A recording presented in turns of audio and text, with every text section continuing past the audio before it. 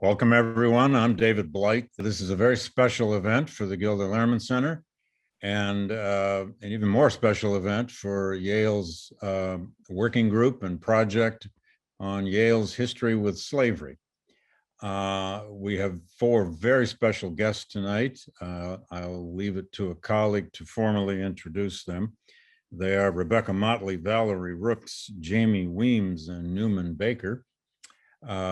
My colleague in history and African American studies, Crystal Feemster, will be playing the role of moderator of this extraordinary discussion tonight. Now, just a word about this project for those of you who may be new to this.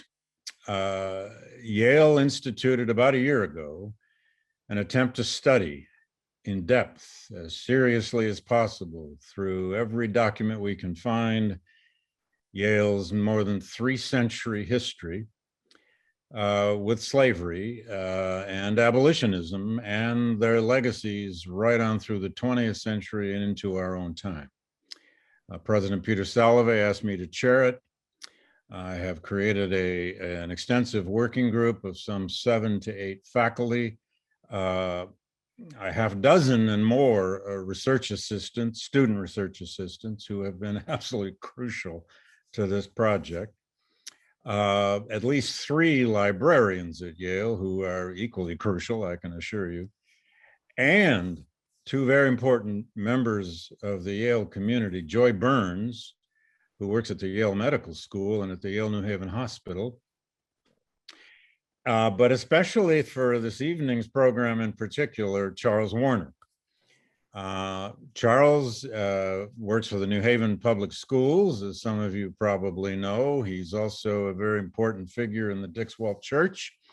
Many of us just know Charles as sort of Citizen Charles of New Haven. He's involved in many projects, and including really the Freedom Trail through Connecticut, and many other aspects of the history of New Haven, of Connecticut, its surrounding area, and especially of African-American life. I want to turn this over as quick as possible to Charles, who will introduce our special guest. But let me just say, this panel tonight was organized by Charles. This was his creation, his genius, his brainstorm, that we would put together people who are descendants of Yale African-American graduates and whose families are tied to this university through time, and indeed even back to slavery. Most of our projects, our panels, and we've done many public events, have been about our documentary findings. We did an entire panel on the idea of reparations and world perspective. We've done many, many events on aspects of this history, but we have not done a program quite like this, and it's a very special one. So without further ado, Charles Warner, please take over my comrade and take it from there. Welcome, everybody. We got a great audience tonight. Thanks, Charles. Great job. Thank you, Dr. Blight. Thank you and good evening to everyone. It's my pleasure to be with you and to introduce such a interesting and moving topic and to share this information with you all. This project, like Dr. Blight said, is really a labor of love. It meets the work that we've been doing with the Yale and Slavery Working Group, but also with the bicentennial of the Dixwell Congregational Church. That is actually moving into its 202nd year soon. And this evening, the Dixwell Congregational Church is serving as our community partner, and we appreciate all of their work helping to publicize this event. We thank the Reverend Dr. Frederick J. Streets, who is a Yale graduate himself and the former chaplain of the Yale University, who was the pastor of Dixwell Church. And many of the folks at the church who attended Yale University and or have worked there over the years, really for generations. And so tonight, we will be telling the story of folks who have made a difference historically in the New Haven community. They've made a difference in the Yale community in their day, and they've definitely made an impact on the world. And so we celebrate these folks tonight, and we remember not only their wonderful achievements, but we remember their achieving in spite of all the struggles that they were faced with. Tonight's moderator will be the very cool and interesting Dr. Crystal Feemster, who is the Associate Professor of African American History, and American Studies at Yale. And so I'd also like to recognize a woman who is traveling this evening, and she was going to join our panel, Susan Ross, who would be here to represent John Mclean Ross, who was Yale's first African-American MFA recipient. And I thank all of you for being with us this evening. Dr. Feemster. Thank you, Charles, for that introduction. And more importantly, thank you for organizing and making this conversation possible.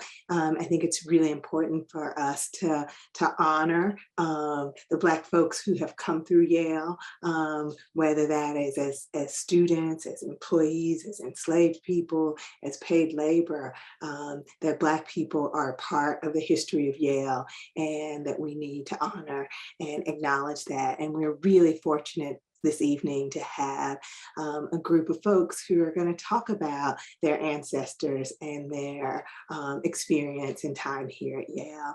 And so I'm going to take a few minutes to introduce each of the panelists, and then I'll turn it over to them, and they'll speak in the order of which I've introduced them for about 10 minutes about their ancestor. So our first panelist is Valerie Eugenia Rooks. She is the great niece of Helen Hagen, the first African-American woman to graduate from the Yale School of Music in 1912. Valerie was born and raised in the Bronx of New York City, a New Yorker for most of her life.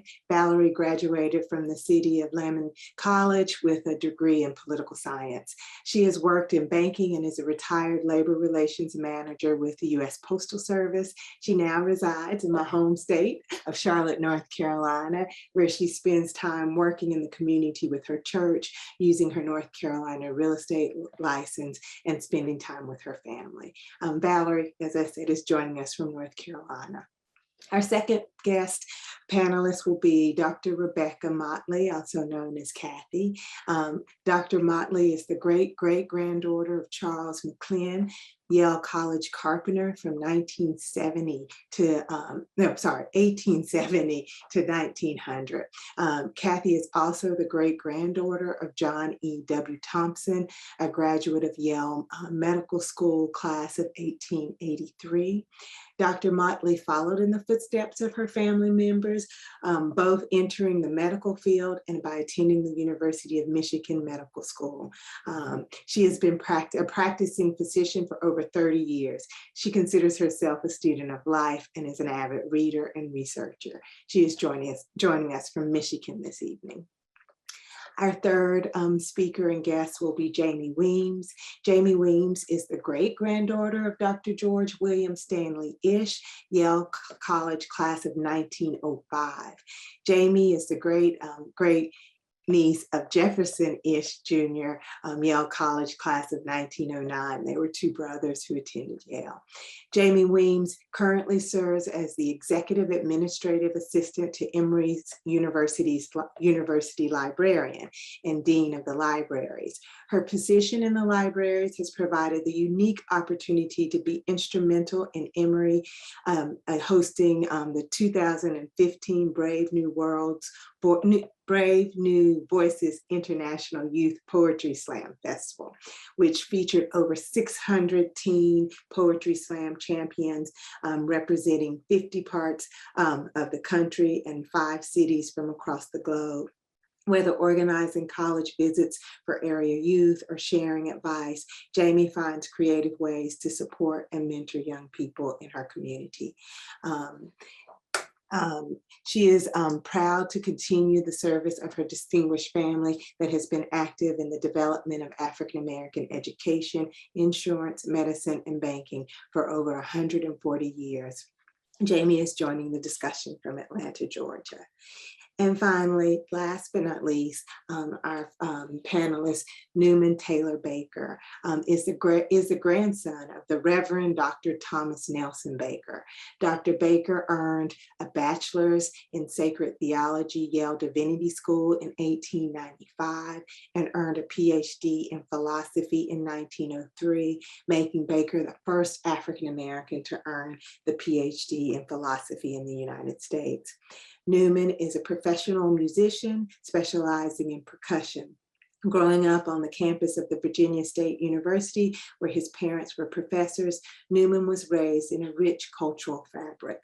Over the last several years, Newman has connected with the memory of his ancestors and traveled the country doing family research. At the same time, Newman has connected with his historically significant instrument, the washboard.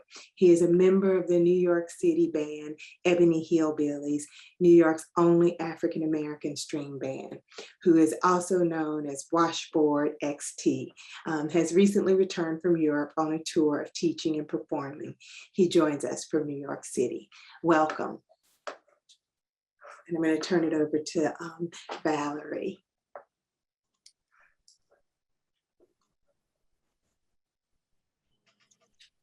Good evening, everyone. Can you hear me, Crystal? Yes, good evening. Okay, good evening to the viewing audience. Good evening to my family and friends that may be on. I'm so proud and honored to be here virtually on this panel, among other descendants of early Black students of Yale. I think it's just a beauty and a blessing that we have the tools today to bring people together from all over the country to take part in such a meaningful discussion such as this. So I thank you, Charles Warner, for inviting me to this panel. And it was just by, I call it divine providence, that in 2017 began my journey into learning the rich, in-depth history of my great aunt Helen, Eugenia Hagen. Aunt Helen was a classical composer, a pianist, a music teacher. And in February 2017, I was tasked with doing a Black History moment at my church on one Sunday in February. And I could talk about any topic that I wanted to. So I went home and I thought on it, and I decided that I would talk about my grandfather and my great aunt Helen, because my grandfather just adored his sister, my great aunt Helen, and he always talked about her and how she was a classical pianist and that she had graduated from Yale. So I did my research on the internet because I didn't have a lot of information about her. And to my surprise, I found out that about 5 months earlier, in September of 2016, on September 29th exactly, that Evergreen Cemetery had an event where they unveiled a headstone at her grave. And this was spearheaded by a writer and historian called Elizabeth Foxwell. And she had been doing research and came upon my great aunt Helen's achievements and found out that she was in an unmarked grave. And so she spearheaded a crowdfunding campaign. And so on this day, in September 29th, 2016, there was the unveiling at the Evergreen Cemetery of her headstone, and it was attended by dignitaries in the New Haven community, by the Yale community, by the New Haven Symphony Orchestra, the mayor of New Haven at the time, Tony Harp. She declared it Women Making Music Day in honor of my great aunt. So when I discovered this in February of 2017, I immediately contacted Evergreen Cemetery, and I talked about that when I gave my Black History moment at church, that I was going to go back and research this. And so I contacted Evergreen Cemetery. They put me in touch with Elizabeth Foxwell, and she had been trying to find the family, as well as Dixwell had. And so we exchanged information. She put me in touch with the New Haven community. And so it began this rich and in-depth history that I found about my great aunt Helen. Again, she was my maternal grandfather's sister. He named my mom after his sister. My mom's name is Helen Eugenia Hagen as well. And my mom in turn gave me her middle name. So when you think about the times that she was born in, she was born January 1891, which was less than 30 years after emancipation. And she passed away in March of 1964. But Aunt Helen had a lot of firsts in her musical career. She started out very early in the church at Dixwell Avenue Congregational Church. She was a child prodigy because she learned how to play piano at the age of 4. She was taught by my great-grandmother. And she went on to become the organist of Dixwell at age 9. And she continued in the music ministry of Dixwell, and she became in charge of their music ministry and was very active there. So a lot of the firsts, when you go back to look at Aunt Helen's history, when she was 13 years old, because of her musical accomplishments throughout New England, she won a scholarship to the Yale University School of Music. And then she graduated from the Yale University School of Music in 1912. She was the first African-American woman to graduate from the Yale University School of Music. In May of 1912, she performed with the New Haven Symphony Orchestra, and that became the connection there in 1912. And think about the times that we're talking in, 1912, 1891. So she received her Bachelor of Music degree at the Yale School of Music, and she entered a competition to study in France. And she was the first recipient of the Sanford Fellowship for Composition and Piano, which awarded her 2 years of music study in Paris, France, under the direction of a composition teacher and a piano teacher. And she graduated from Schola Cantorum in 1914. And Great Aunt Helen didn't stop there, because she was invited by General Pershing to entertain the troops in France in World War I. She was the only African-American musician to entertain the troops in World War I. Again, think about the times, 1912, 1918. She went on to study and perform throughout the country, abroad. She taught at the Tennessee State Agricultural and Industrial College. She taught music there. She was the Dean of Music at the Bishop School of Music in Marshall, Texas, and continuing to tour and teach her music. She started a music studio in Morristown, New Jersey in the late 1920s, early 1930s. And it was there, when she was in Morristown, New Jersey, that she communicated with W.E.B. Du Bois, because funding was running out. And it wasn't like she had a publicist or a marketing person or anything like that. She needed to do all of this on her own. And she was contacting him because he was a personal friend of her and the family. and of my great-grandfather asking where she could get funding.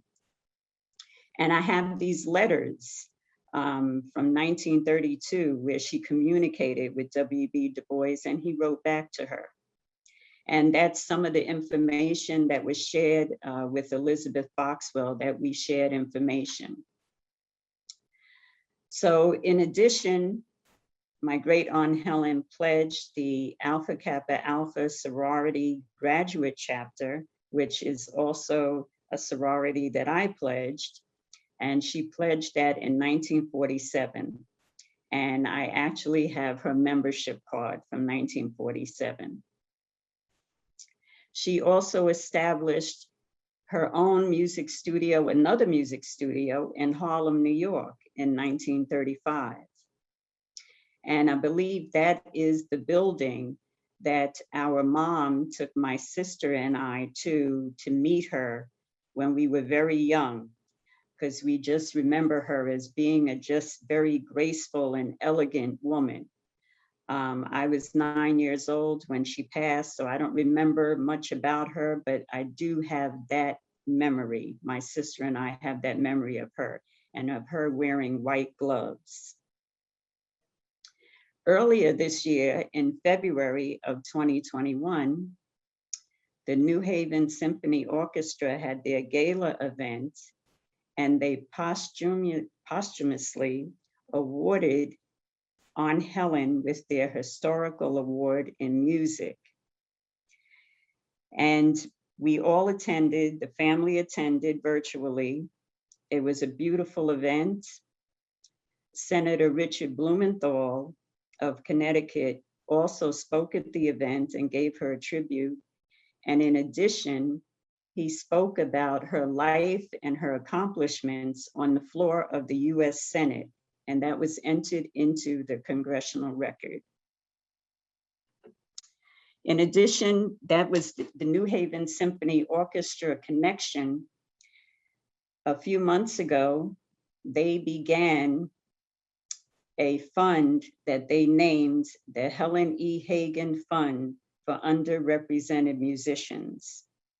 So the family is so proud and honored that Aunt Helen's legacy will continue on. And musicians entering this particular program, and it's under the Harmony program, when they leave, they will be considered a Helen E. Hagen Fellow. We just think that that is wonderful, and it's just so fantastic. So the New Haven Symphony Orchestra, that's our connection. We're connected with the Dixwell Avenue Congregational Church. I'm now connected to all these amazing descendants that are on the panel today.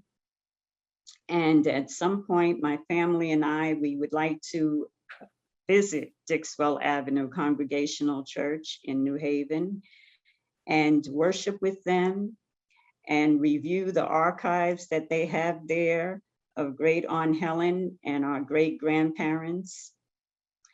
And it's just a beautiful feeling to know that her name and her history will live on. So today, this morning, I read an uplifting message in my daily word, and it said, "He can turn even a messy past into a message of hope and love." And I like to think that that's what Aunt Helen did throughout her life and times. Despite anything that she was experiencing, she turned it into a message of hope and love through her music and studying and continuing to teach many people, students all over the country and touring. And so we're just so proud to represent her here today. Thank you. Thank you, Valerie. That was beautiful. Really, thank you. And I'm looking forward to having a conversation after all the panelists have gone, because I have 100 questions. But for now, we're going to turn to Dr. Motley, who's going to speak about her great-great-grandfather, Charles Mclean. Dr. Feemster, I think Dr. Motley was having some technical trouble, Okay. but I would like to say a few words about Charles Mclean and Dr. Thompson for sure, because Hello. Can you hear me? she's here. Hey, Dr. Motley, how you doing? I'm sorry. I thought you could see me. I could see you this whole time. Hi. Good to see you. Good to see you. Hi. Welcome. So my name's Rebecca Motley, and I'm actually the great-great-granddaughter of Charles Mclean and the great-grand. Let me get this right. I'm the great-great-great-granddaughter of Charles Mclean III. He's my third great-grandfather, and I'm the second great-granddaughter of Georgia John Edward West Thompson. So I'll start with Charles Mclean. He's kind of an interesting person. His father apparently was born in Haiti, so he was raised speaking French. And that becomes very important in his later life.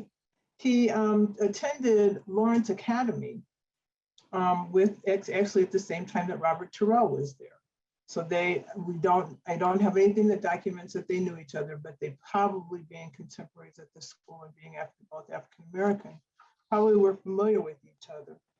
He then went to Yale for medical school and graduated from Yale's medical school. I think 11 people entered that class and only 4 graduated. He was one of the 4 graduated. That was in 1883. And then in 1885, Grover Cleveland appointed him ambassador to Haiti and the Dominican, okay? During his time that he served as ambassador in Haiti and the Dominican, it's kind of an interesting point in maritime history, because at that time, Haiti decided to take a shipload of American sailors prisoner. And they spent a couple of years wrangling between all the different international courts and concerns.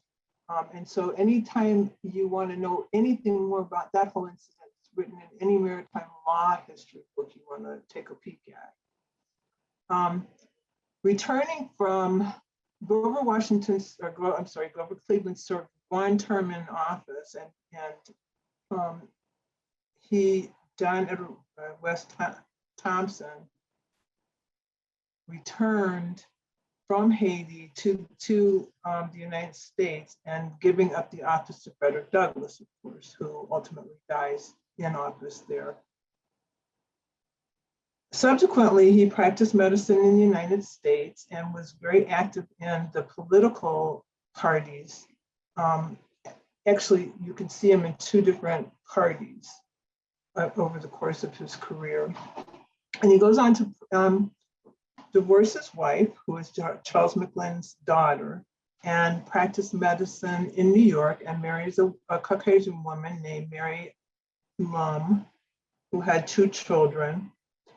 And during shortly after they got married, he was actually arrested and convicted of a mail fraud, a type of mail fraud, and put in the Atlanta federal prison, where he served for 4 years.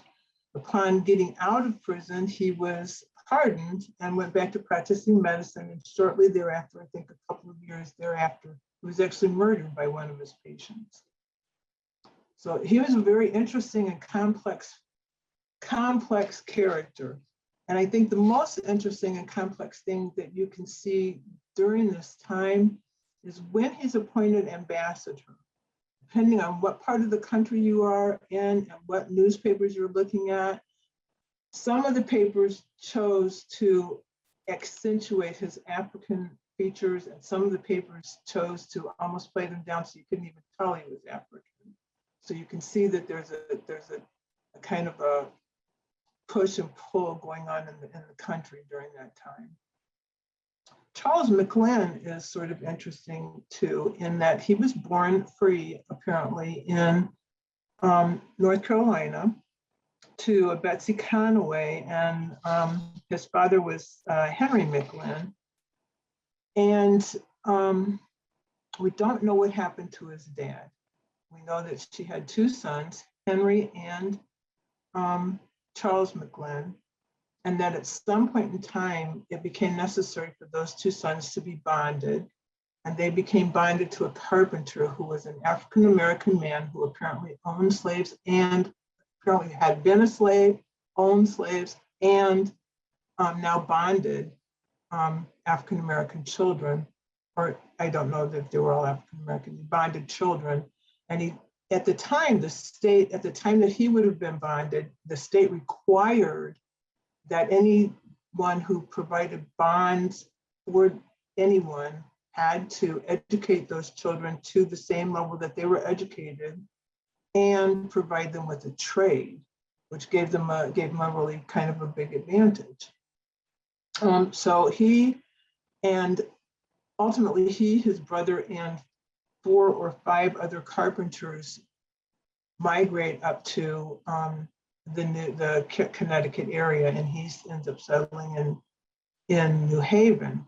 There he meets kind of another interesting person. Her mother had been emancipated by her slave master / father, who was a sort of a well-known judge in North Carolina named Joshua Skinner.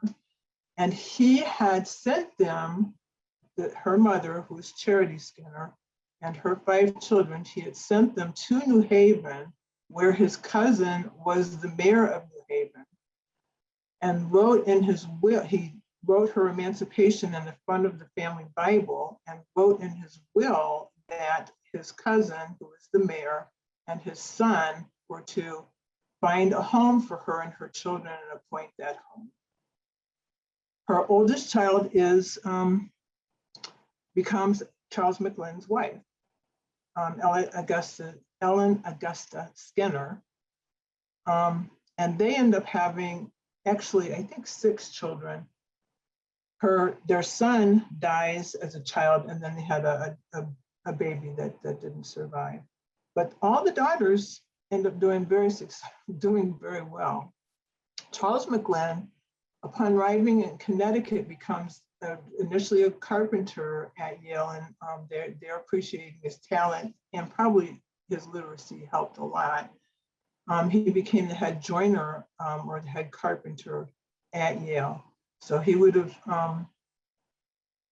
had a significant amount of influence on things that were going around on that campus, but certainly he would have had a lot of contact with the African-American students on that campus.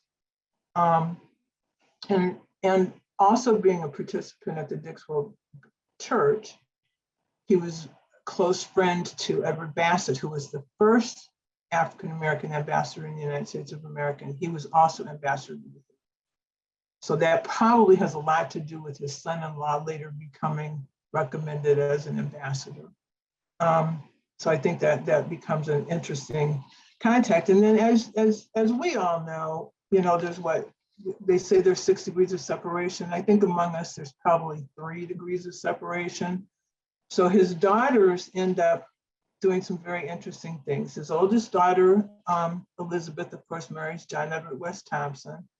And she kind of has a tragic kind of story because apparently while in Haiti, in the ambassador's mansion, she has an accident and she ends up becoming addicted to paregoric. And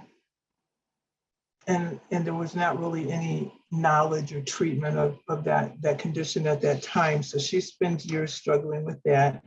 She has 2 children. Her oldest son her first child is Reed Edward Mclean Thompson. Mr. Thompson is a stellar mechanic, okay? And he ends up having a son, Reed Thompson, who actually is one of the Tuskegee Airmen and ends up getting the Distinguished Flying Cross. Okay, and he's actually in the same event. If you got to see the movie Red Tails, Reed Thompson actually gets his Distinguished Flying Cross for the same event that is actually portrayed in the movie, because the person who was Roscoe Brown, who was the advisor for the movie, also got his cross on the same day, same event. So that event's actually covered in the movie.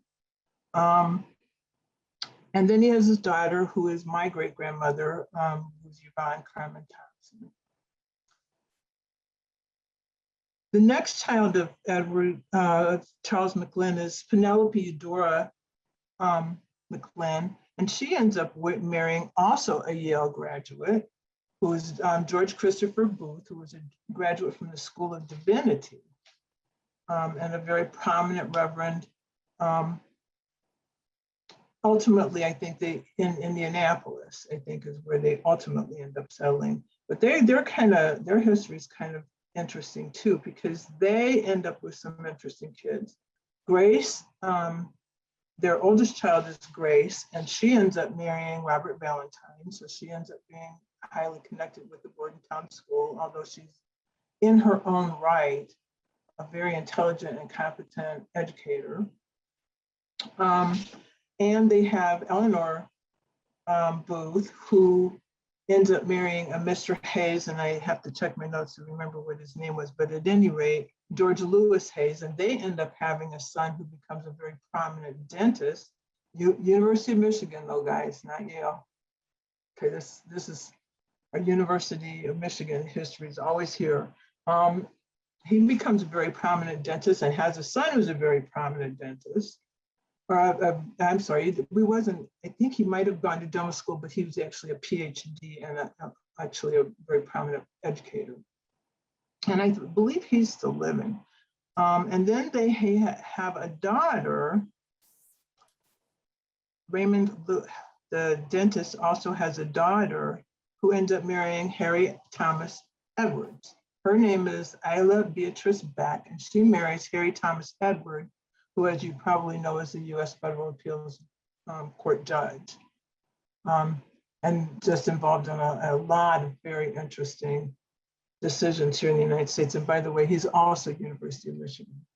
And then they have a son, George Chester Booth, who himself is a dentist. He actually works in the same offices with the Delaney sisters, or the Delaney sisters of fame, in New York. And he's kind of an interesting character himself, very prominent. He was a very prominent dentist in the World War I. And just you almost can't open anything looking at the Black social set at that time in history and not find something written about something he's done, either winning a tournament at the tennis tournament because he was a prominent tennis player. He was a prodigy child. So there you find news articles about him even as a child. And he marries an Estelle Augusta Bishop, who is the daughter of Hutchins Bishop, who is also a very, Hutchins II Bishop, who's a very prominent New York bishop and very active in the civil rights movement at the time.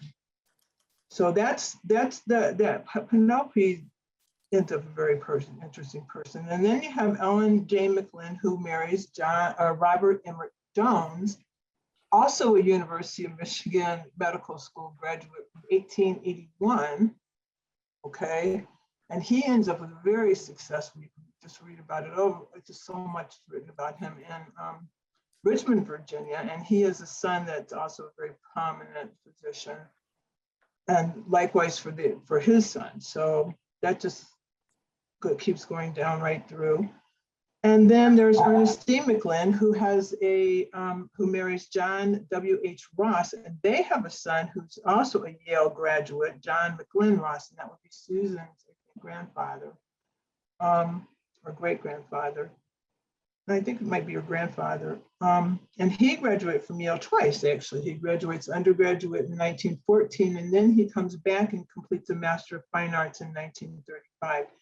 He ends up to be so prominent in the world of theater that there's actually a theater troupe that was named for him then, and it's still actively going on today. Okay. Dr. Motley, I'm going to stop you there. I think, Dr. Motley, I'm going to stop you there. And because I think it's good to end on a note with a Yale graduate. I suspect we're going to get to Michigan again. No shade to Michigan, but I think you've given us a lot to work with, and I'm going to look. I have a range of questions that we'll come back to as well. So thank you for sharing that history with us. And I'm going to turn it over to Jamie Weems now. Good evening, everyone, and thanks so much for this opportunity to come and share the story of our ancestors. I know that this is very important to me as well as my family, and we absolutely are grateful for this opportunity. So I am the great granddaughter of George William Stanley Ish and the great great niece of Jefferson Gatherford Ish Jr. That is a mouthful. My grandfather was actually Jefferson Gatherford Ish III. And yeah, that's been the running joke in the family, that he probably couldn't say his name until he was 5. So both of these young men went through Yale, and they were the children of Jefferson Gatherford Ish Sr. and Marietta Ish. And they had a sister named Harriet Ish, who actually died relatively young. So most people don't even know that they had this sister. But both brothers started their college careers at Talladega College, which was their mother's alma mater.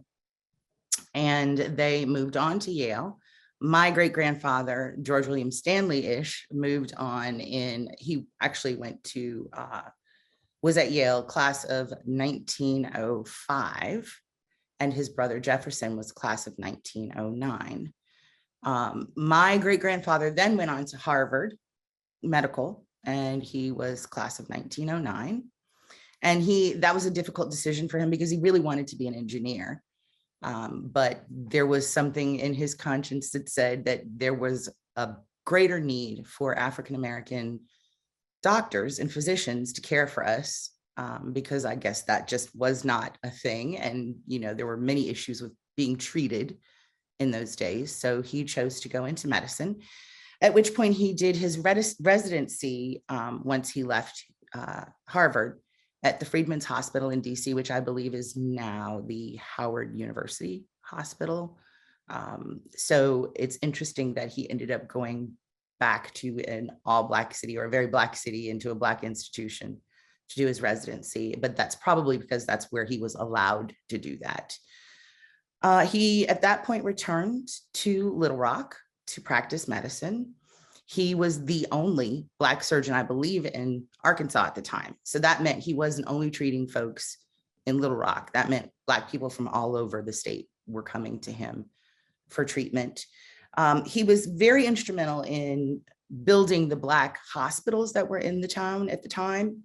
And the first was United Friends, and there was the J.E. Bush Memorial Hospital and the McRae Tuberculosis Sanatorium.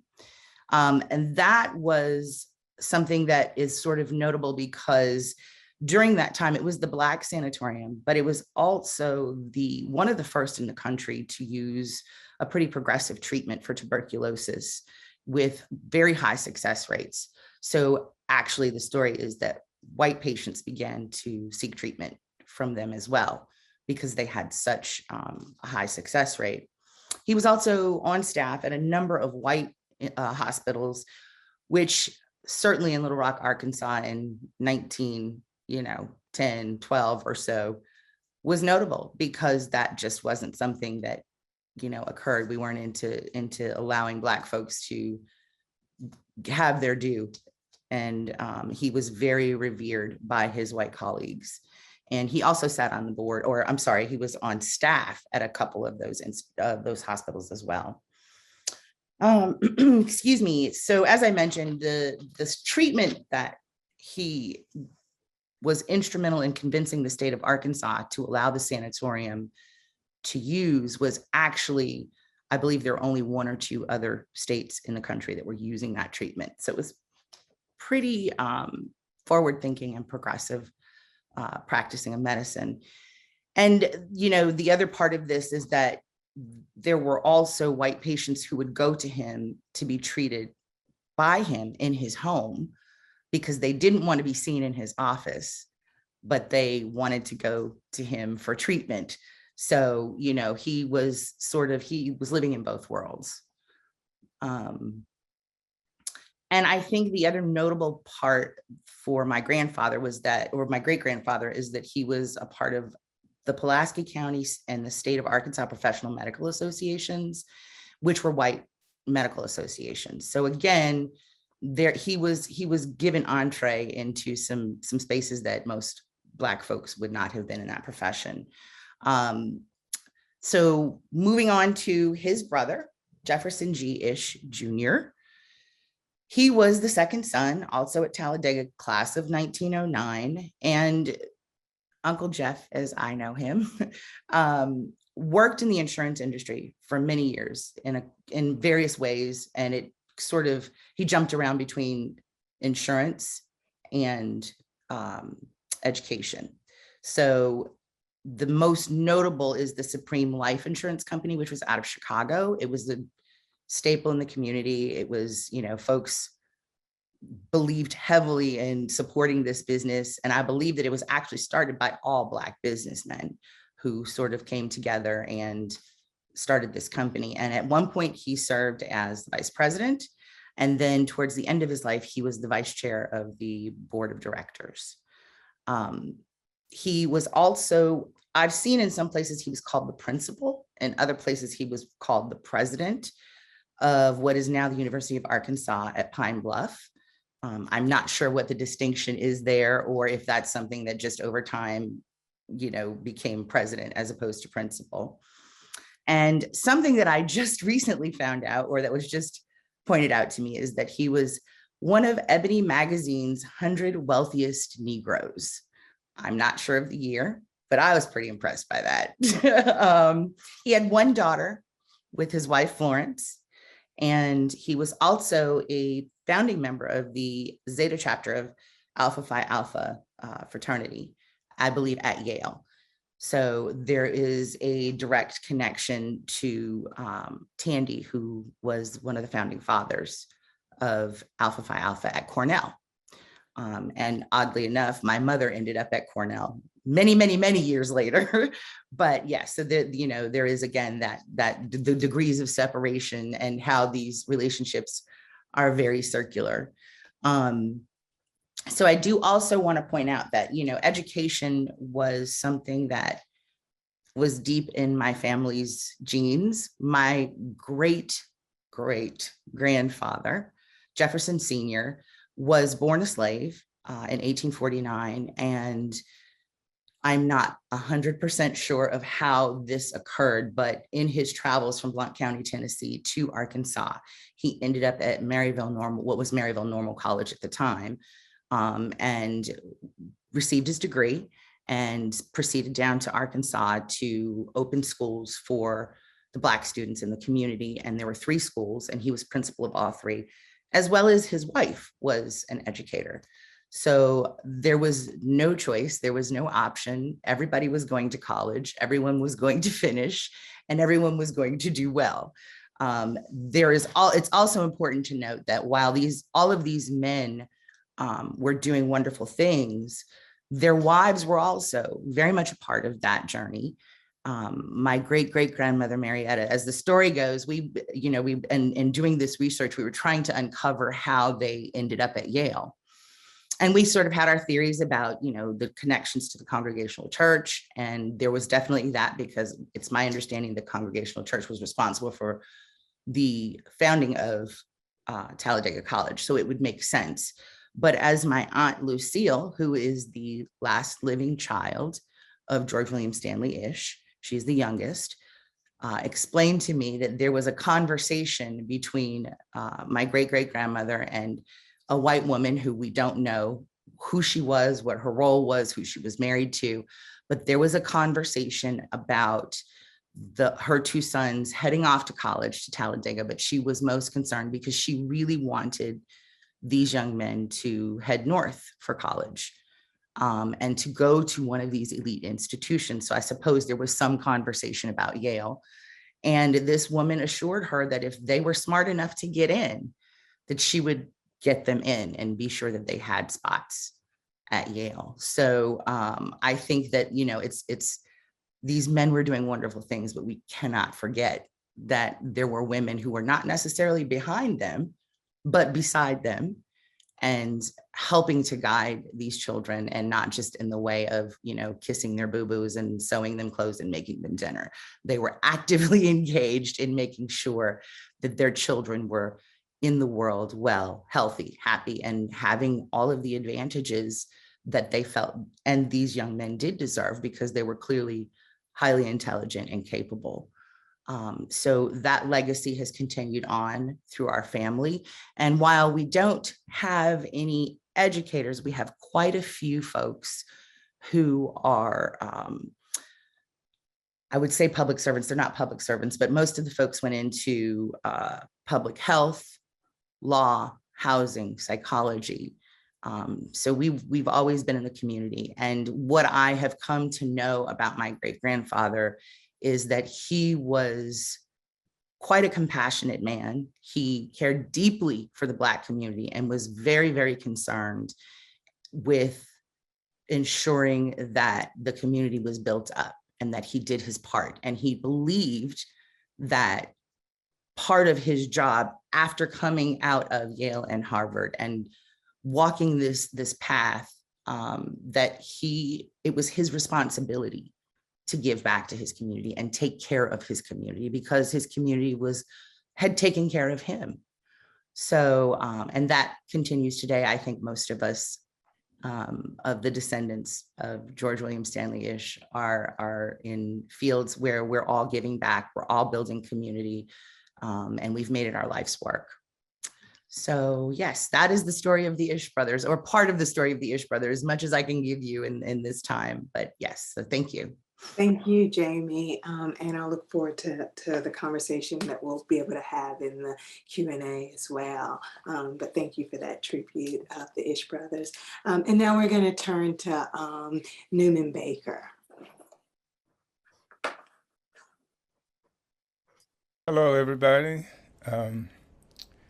I appreciate very much being here, and I thank you, Charles Warner Jr., for having the concept and following through and making this thing happen.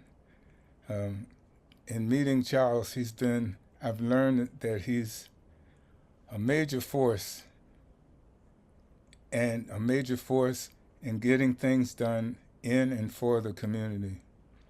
And I appreciate it because he's helped me personally, even just in talking to him. So thank you, Charles.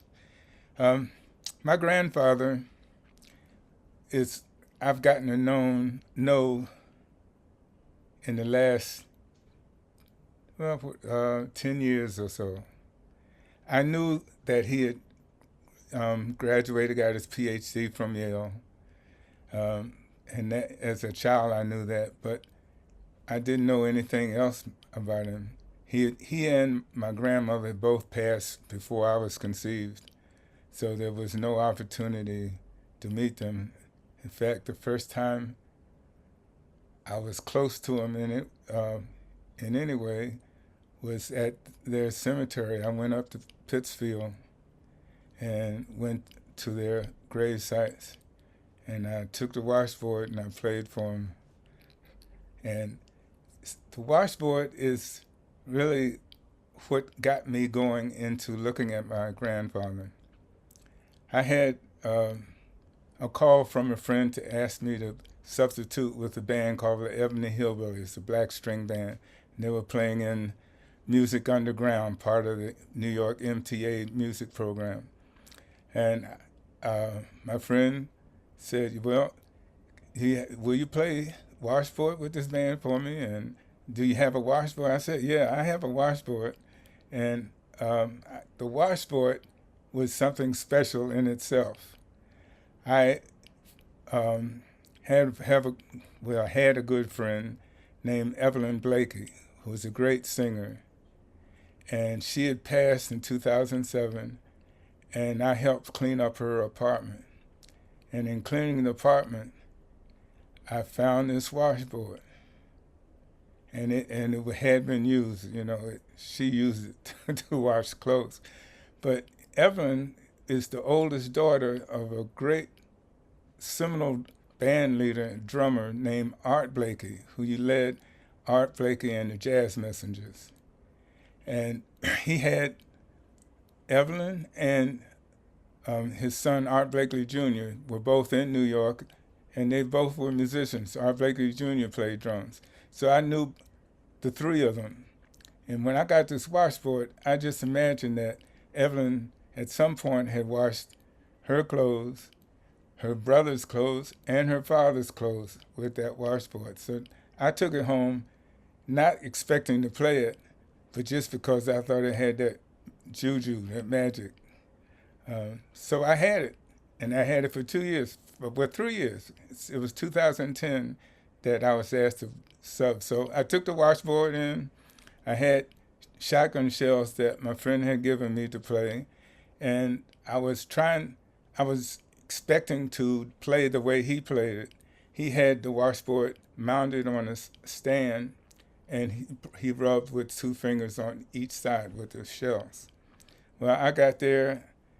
I didn't have the right kind of clamp. I couldn't get it to be on a stand, so I just had to throw it in my lap and start playing. We didn't have rehearsal. I didn't really know the music, but I just, as an improviser and musician, you figure out some way to get through, make the gig.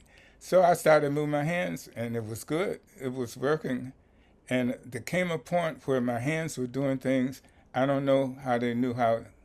I don't know where it came from. It was like I was watching this thing happen. And I felt that it wasn't me, but it was my ancestors showing me how to play the washboard. So after that, it inspired me, that experience inspired me to go and learn about my grandfather and the family, period, but starting with him. And it's been a really great journey since that point. I discovered that I didn't realize that he had been born on the Eastern Shore of Virginia. He was born in 1860, enslaved with his enslaved parents on a plantation there. He was the oldest of 8 children, 5 boys and 3 girls. And I don't know, I haven't found out a lot about his siblings. There's one, Alan Sterling Baker, who went to, he was in Newport News, I believe, in Virginia there. But the others I haven't found out yet. But in learning about my grandfather, I learned a lot about myself. And he remembers when his mother learned how to read, and she then taught him how to read. And the only book they had to read was the Bible. And so it started when he was maybe 5, I think. But he ended up going to school from 8 years old to 12 at the elementary school. And at 12, he had to leave school to work on his father's farm because after emancipation, his father was given land to work, the same land that he had been working on before, but now it was his land that he had got from the plantation from his former owner. So he worked that land from 12 until 21. And 21, he was able to leave. And he left to go to start his education again. And he went to Hampton Institute. He got there and was able to get a job working and going to night school. So his first year, he worked during the day and went to night school in Hampton. But evidently, his schoolwork caught the attention of General Armstrong, who started Hampton Institute, and he was able to start full-time the next year. And he graduated in 1885 from Hampton Institute. And then he taught for a year in the Dismal Swamp. And it had always been a desire of my grandfather to return to the South and to teach his people. After he got his PhD, that's what he wanted to do, but it didn't happen for him. But it did happen for him through his son. My father T. Nelson Baker Jr. He got his PhD from Ohio State, and he was the first to get a PhD in chemistry from Ohio State. And he ended up teaching at Tougaloo College for a year, where he met my mother, and then at Talladega, and then eventually Virginia State College when I was there, grew up, and at university now. And he was head of the Department of Chemistry until 1974, I think, around that time. But he retired in that. So that's two T. Nelson Bakers that have PhDs. My brother, Thomas Nelson Baker III, got his PhD from Cornell just before he turned 25. And it's just interesting to me that three same names, and all of them ended up being doctor, PhD, those degrees. And I'm the musician. But that's connected to my grandfather, because going from Hampton through connections with General Armstrong, he got connected to a professor at Williams College who offered to pay my grandfather's tuition to go to Mount Herman School, prep school in Massachusetts. And he ended up going to Mount Herman. His first year there, he was the honorary student speaker at Mount Herman's first commencement. He also held captain of the cadets, I believe they called it, at Mount Herman for 2 years. And then after he graduated, he went on to Boston University. While in school, the first 2 years that he was at Boston University, he went back to Mount Herman and ran the summer school. Boston University, he was the first Black person to be valedictorian of his class. And that year, he and another student were speakers for their commencement. They had a male and female student. He was the first Black male or female, and they had the female student also. And it was significant enough that there are articles from the Boston papers interviewing him about being the valedictorian in that. Graduating in, I think, 1893, he went to New Haven and Yale Divinity School. He got his divinity degree. Yes, who was that?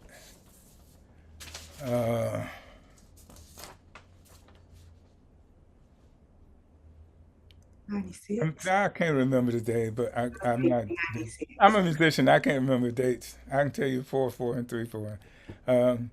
But he got his divinity degree, and then he got his PhD in 1903. And in 1901, he left Dixwell Church. And Dixwell Church was the church that many African-American students at Yale, they worshiped there, and a lot of the divinity students practiced there. My grandfather was ordained there and became a pastor while he was starting his doctorate studies. And it happens that Helen, the musician, the first, she started as the church organist during my grandfather's pastorhood at Dixwell. And there are a lot of interconnections amongst us descendants that are really amazing to me. Dixwell Church is significant for the students of Yale, African-American students of Yale, and it's significant for my grandfather, and it was significant to me. I've discovered during my journey that I have connections with places personally that my grandfather had connections. Dixwell Church, I went to on a research, first time in research, and met Reverend Streets, who's the pastor now. And we were talking, and he was telling me about the church and my grandfather's time and showing us some papers and that. And towards the end, he asked me about how I got playing the washboard. And I told him the story about substituting, and I said the Ebony Hillbillies, and he said, "Wow, that's why you look familiar." And he tells me that in his journey, he goes from New Haven to teach at Union Theological Seminary up at Columbia. And he has to take the shuttle from Grand Central Station through Times Square to go on up. And he knew the Ebony Hillbillies from doing that, going that shuttle. And he said that he actually stopped and talked to me one time while we were doing it. And I didn't remember it because there's so many, I don't know how 1,000 people go through when we're playing. We'll be playing from 8 to 12. And I'm going to stop you on that note, Okay. because we are pushing up against our time, and I want to at least get a chance to get some of our questions in. And I wanted to kind of take a moment to pull together, I think, what are some of, the important threads that we want to hang on to as we move forward in our conversation. And just listening to you all talk about your family histories and your ancestors, and thinking about what brought us here in some ways is the Yale connection. But in hearing your stories, we're reminded that there are these sort of threads that I think we can see when we think about all of your families. And one is the Congregational Church, right? Whether that is, in many cases, it's Dixwell Congregational Church in New Haven in the Black community, and its role and its relationship to Black students and Yale University. And then I think, as Jamie mentioned, there is the HBCUs, right? The historically Black colleges and their role, not only in training students before they got to Yale, many of your family members, but also after being trained at Yale, many of them went back to work in these HBCUs, right? And so it sort of gives us a sense of thinking about what the broader community is for Black Yaleys, right? And that there is this tie to HBCs and the Congregational Church, right? And so I'm wondering if you could pick up one of those threads and sort of thinking about your family member, what you see that connection between Yale, either around this question of education in the HBCs and Black community, or the question of Yale and the Congregational Church and its role in Black education and building Black community and support. If you can kind of give me a sentence or two, and then I'm going to open it up to questions. And I think other folks might build on those questions. And Charles, this might be a question that you might want to weigh as well, or so I think. Sure. I would say that the Yale and the Congregational Church have this relationship to many of the HBCUs through the American Missionary Association, which was obviously a service arm of the Congregational Church, working a bit before emancipation and definitely afterwards with the freedmen and those AMA schools, those American Missionary Association schools, have come up in conversation tonight. Hampton being one, Howard University was mentioned, Tougaloo College in Mississippi, Talladega College in Alabama. Dr. Motley studied at Fisk University, which is an American Missionary Association school. And there are others like Dillard in New Orleans, Louisiana, and so on and so forth. But what the AMA did was really set these freedmen on a fast track. And Dr. Feemster, you would probably know in a more technical way, the leaps and bounds that these recently freed people made coming right out of slavery. There are the first Black arm of teachers and professionals that the country had seen, from obviously in great numbers. And that relationship continues today. If you look at like the Ish brothers, it was not unusual for African-American students with great promise to be recognized at these congregational schools and then afforded opportunity up north at these larger elite institutions. It happened with the Ish brothers. It happened with another Yale alum by the name of William Pickens. It happened with Dr. Baker. And so there's a definitely thread and through line. And honestly, it's a relationship that I hope gets explored in a research way, and then also developed in a connectional way to those institutions that are still in existence today. Thank you. Thank you, Charles. I'd like to comment on that if I could. Okay, Valerie, and then I think I saw. Yeah, I would like to comment too. Okay. Okay, well, I see the thread of my Aunt Helen and her expertise in her piano skills passing down through her generations, in that when I was younger, my mother had my sister learn piano, take piano lessons. And then as I got older, I had my daughter take piano lessons. And my nephew graduated from Hampton University.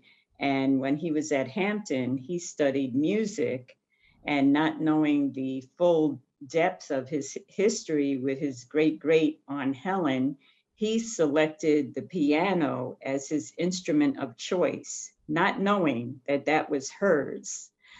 And so, and then I started taking piano lessons in March of this year. So the thread is continuing, and it's so beautiful how the thread has, it's amongst all of us, with Dixwell, with the Yale community, with the New Haven Symphony Orchestra. So I think it's, it's continuing, and we need to further it. We need to continue with this thread. Thank you. Dr. Motley? Yeah, I think it is an interesting thing to explore. The way I ended up doing any time at Fisk was my parents agreed when we started college that they would pay for us to go to college, okay? But we had, because we grew up in Iowa, and I graduated, my undergraduate degree is from the University of Iowa. But they insisted that we agree to 1 year at one of the HBCUs, and we could pick the HBCU, and I picked one that my aunt had attended, but we had to attend one of them. And I think that was an important thing, and if I had had children, I would insist on it, and with my granddaughter, I think I would like to see her family insist on it.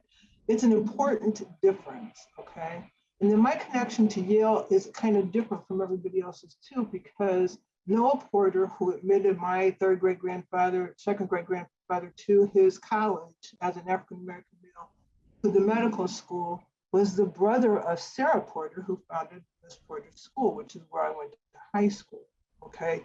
And I would promise you that you could kind of, in many ways, parallel their tone and attitude, because they were raised as abolitionists. They were raised thinking a certain way. And even though Sarah Porter was not there when I was there, I think the tone that she and Noah brought to the educational community, which was, in order for a school to be the best, you have to take the best, okay? Not the white ones or not the purple ones, the best. And I think that they both tried to live up to that in so many different ways. And by the way, I was raised congregational.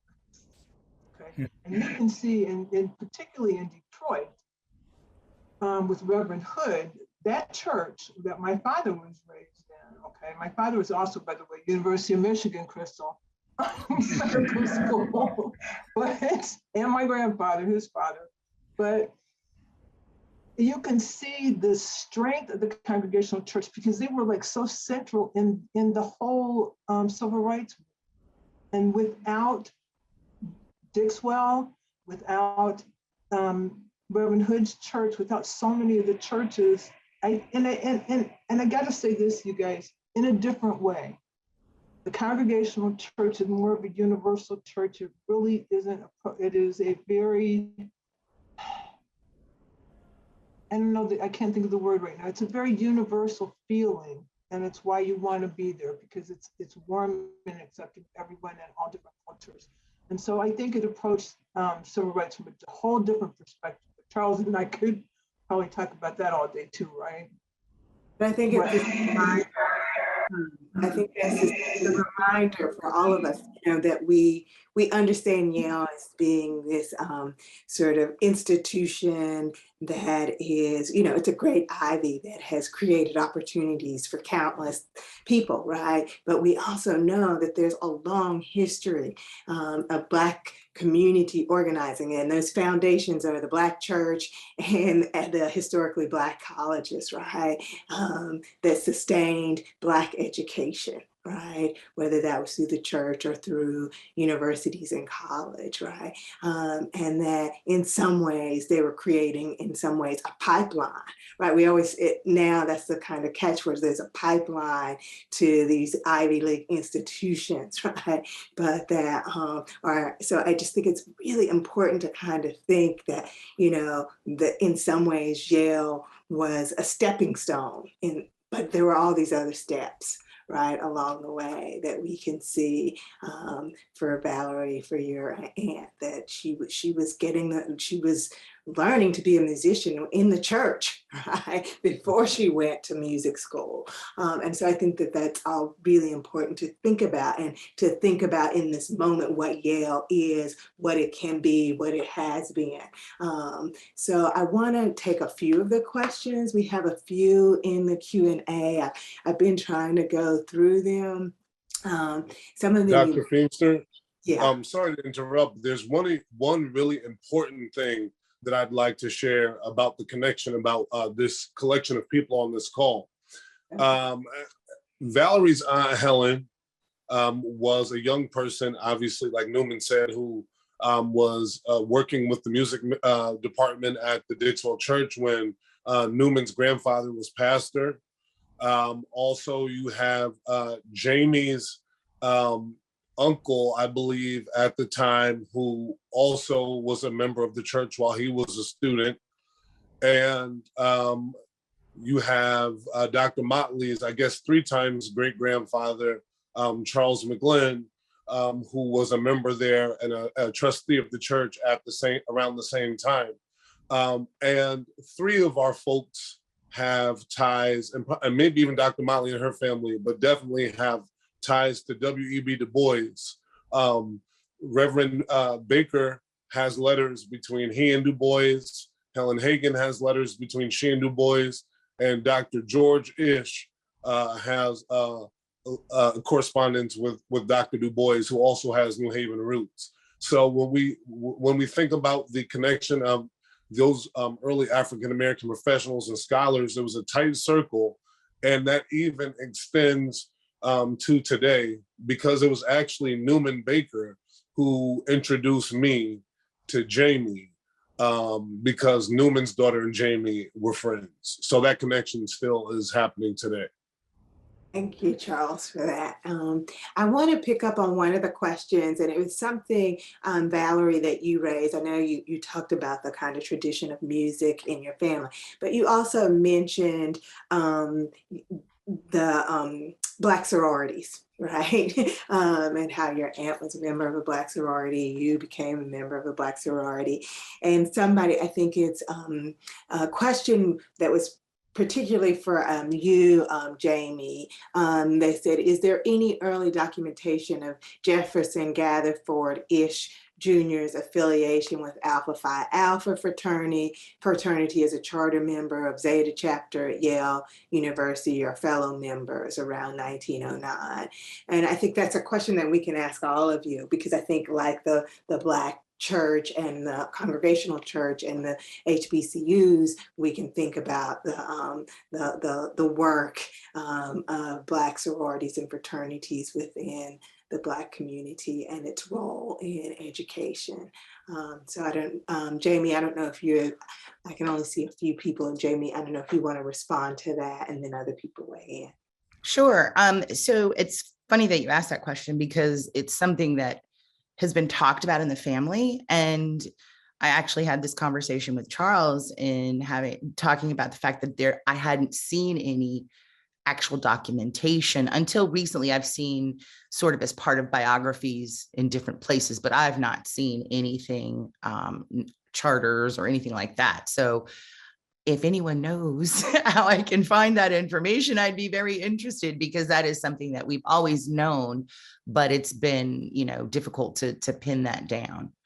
Does anybody else want to weigh in on that tradition? Well, I'd like to say that it's, when you start delving into the history of your family members, and it opens it up to all these different things. One of the things that I found out from attending the New Haven Symphony Orchestra Gala event in February virtually was that one of the administrative members on the New Haven Symphony Orchestra organization is a Alpha Kappa Alpha member. And she put me in touch with the New York graduate chapter president, who they are planning to have a big event next year. And so want to invite myself and the family to attend that. So that's the beauty of, all of these connections and organizations that our family members were involved in. So I think it's just wonderful.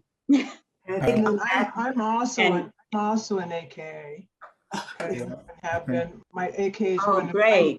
Okay, Sora is currently the international parliamentarian for AKA. So what I've learned with her term is that I can't underscore this enough, what we explore here tonight and as African Americans in this country through our Greek organizations is oftentimes being carried overseas, okay? To our overseas chapters, to our overseas sorors and brothers, fraternity brothers. I know Alpha does a lot in the Caribbean, okay? And I know that the campus do a lot in some of the African countries. So it's so important for you to embrace sort of everything that we are. Yeah, I would like to comment on that too, because I'm a product of a HBCU. I grew up on a campus. My mother was a Kappa. My father was a Alpha Phi Alpha. And as a kid, I knew many of the pledge. I saw the pledging, the Kappas, the Omegas, all of it. And they all worked in the community, as well as having the chapters on that. The fraternities and sororities were something that connected people for their lifetimes, so that wherever they went, they took their sorors, sisters and brothers with them, and that was a part of their interaction in their own, wherever community they were. So it makes sense that if they were in Germany, they would make a presence. If they were in Africa, wherever they are, Japan. I've been fortunate enough to go to 47 countries about that and play. And you run into people that you didn't know, but you know somebody who knew. It's been amazing that you run into Black Americans in the places you least expect it. And there is, I don't know what to call the spirit, but there's something that we carry with us that infects those around us. whatever the spirit is, I think of it as in the music. My grandfather wrote a little book called The Negro Melodies. And he says no one can sing the Negro melodies unless they have the Negro soul. And to have the Negro soul, you have to feel the oppression of your ancestors and own that history in order to have that soul. And we go out, and that's a part of who we are, and it's part of our music. And I have watched our music change the world. The drum set is an instrument that started in our community. The technique of playing it developed in our community. In 1978, when I had to go to my first trip to Europe, tour Europe, I carried my drums. We had to carry the drums. But now I don't have to carry my drums. Everywhere you go, there is a drum set. Everywhere you find a drum set, you find people playing their version of our music. Gospel, and this is like Japan, Turkey, Indonesia, Philippines, Malaysia, France, and the Western we know about, but all over.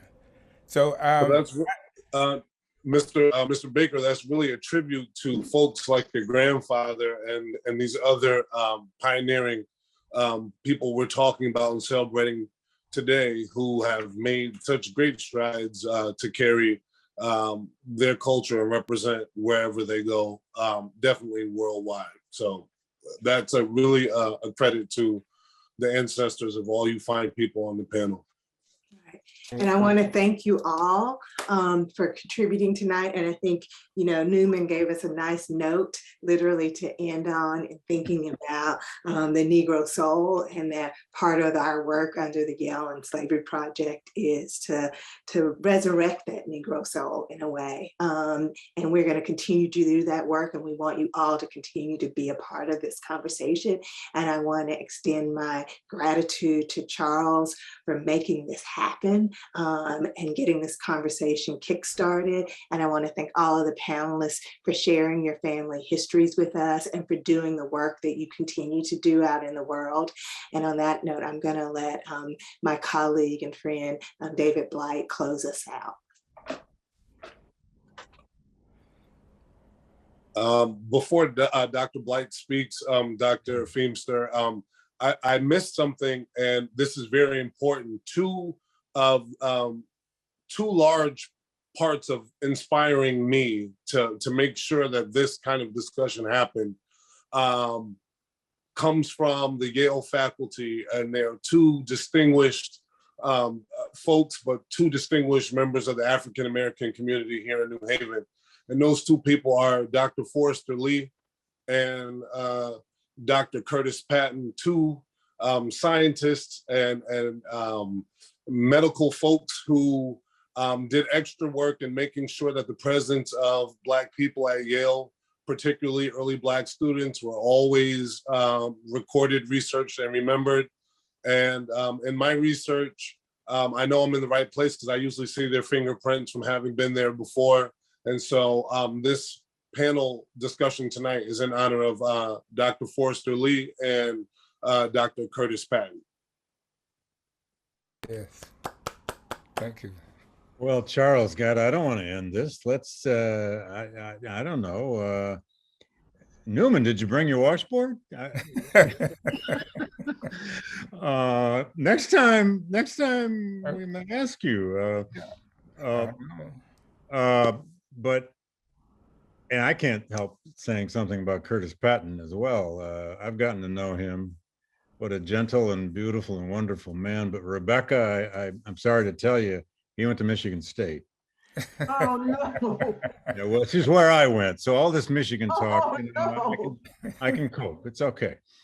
At any rate, I want to thank all of you for this. One of the people in the Q&A said this, in gratitude for what she calls a joyful evening. That doesn't even quite capture it, but it is a joyful evening. And I think the only other thing I just want to say, this is not a question, it's just a comment. Rarely do we at a university just stop and appreciate, celebrate, embrace, breathe in why education matters so much. Why we are all the creations of education. And sometimes that education comes with, from within the walls of these universities. And as we've said so many times tonight, sometimes outside these walls, Dixwell Church, HBCU communities, fraternities, sororities, et cetera, et cetera, et cetera, families. But what a testament to just to stop for a moment, a testament we've had tonight to the very idea of why a university even exists. You are all the products of amazing people who strove for education. Nothing was given to anybody here. Yale has a place in this story. And Charles, this is a work of genius by you tonight to bring all these folks together, to weave these stories.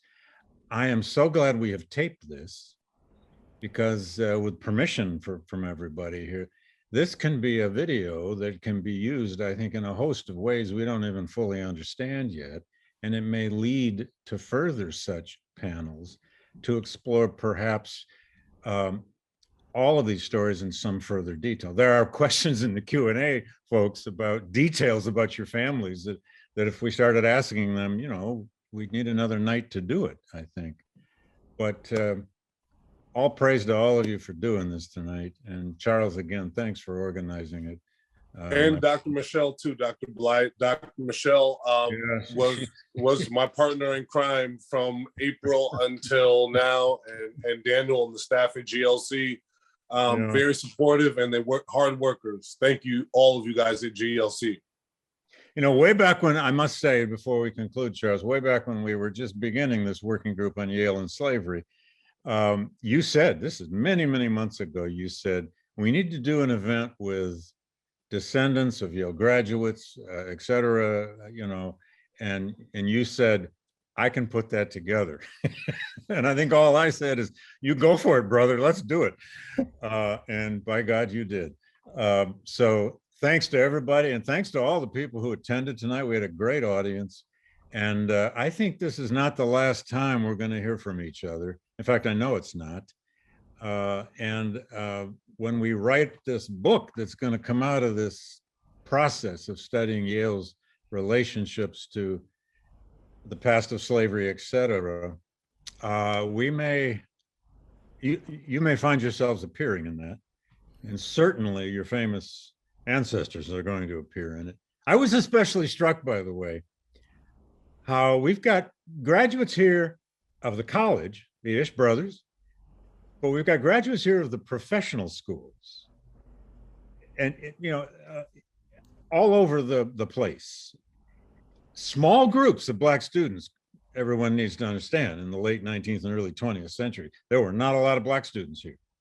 And Yale didn't aggressively integrate this place until really about 1963 to 73. But these were the pioneering Black students of Yale University. People have heard of Boucher, but they haven't heard enough about all of your ancestors, but maybe we can make them hear about it now. So thank you all for doing this, and thank you to everybody for coming. And don't forget, as we've told you in the Q&A or in the chat and everywhere else, we're holding a major conference, here it shows you, a major conference on all of this on the last 3 days of October, beginning with a keynote with Jonathan Holloway, our former dean here, now president of Rutgers, and Elizabeth Alexander, who is the head of the Mellon Foundation. We're going to do an opening night on that, and then a 2-day conference about Yale and slavery. And we invite all of you to attend. Just sign up as soon as you can. It's going to be on Zoom, but we're going to make it sizzle. Anyway, thanks for coming, everybody, and enjoy the rest of your evening. Special thanks again, Charles.